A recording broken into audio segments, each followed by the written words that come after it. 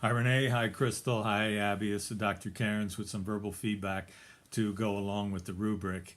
And I'll probably start with the end and work my way forward. First of all, with your individual reflections. And I'm glad it was a great learning experience for each of you and that you worked well together as a team. And that was evidenced by the fact of reading the paper. I could not tell that it was written by three individuals. It seemed like it was written by one person. So that's an indication of how well you all work together on your various aspects that you put into this paper. The executive summary is something that is always kind of tricky to write. Sometimes they're more like an abstract. Your executive summary was really great. The only thing that was missing from it would have been to actually include what your recommendations would be. So with that, just something to consider. Also, as I mentioned, I think in the feedback when you were selecting that you had four people, you could see how having a small number of individuals can influence what the overall outcome of the paper, or not the paper, but the results of the survey could be. So it could be skewed by one individual, but you also kind of separated it out by management and non-management. So that was another aspect there. One thing that I liked that you really did, and you included your Appendix B.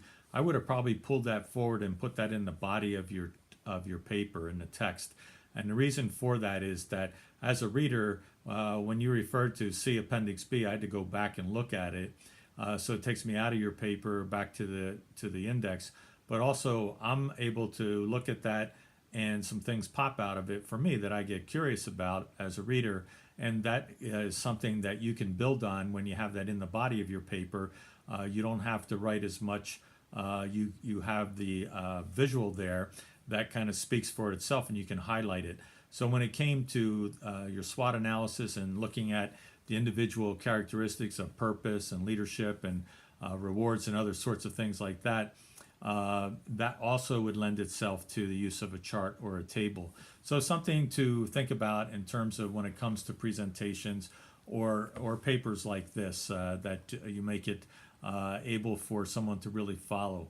You did a good job on your methodology. It would have been good to talk a little bit more about maybe some of the individual questions that popped for you, but you did mention that, and you transitioned to your summary of your results and your recommendations via showing the transition from some of the areas. So that was really helpful. Your survey methodology was excellent that you did. And it was interesting to I used to have my taxes done by H&R Block, so it was kind of fun to go down that path. Anyway, you did a good job with the paper. I'm glad it was a great learning experience for you, and it was a pleasure having each of you in the class. So look forward to seeing you perhaps in future virtual classrooms.